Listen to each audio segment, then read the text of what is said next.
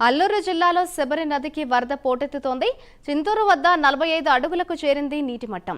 చింతూరు, కూనవరం వద్ద danger level దాటి ప్రవహిస్తోంది. ముంపు ప్రాంతాల్లోని ఇళ్లలోకి వరద నీరు చేరుకోవడంతో ప్రజలు తీవ్ర ఇబ్బందులు పడుతున్నారు.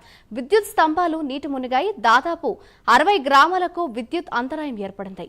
4 మండలాల్లో దాదాపు 54 గ్రామాలు ముంపుకు గురయ్యాయి. 3,405 మంది బాధితులను పునరావాస కేంద్రాలకు తరలించారు. రహదారులపై వరద నీరు చేరడంతో 177 గ్రామాలకు రాకపోకలు నిలిచిపోయాయి. కూనవరం, విఆర్ మండలాల పరిస్థితి అగమ్యగోచరంగా మారింది.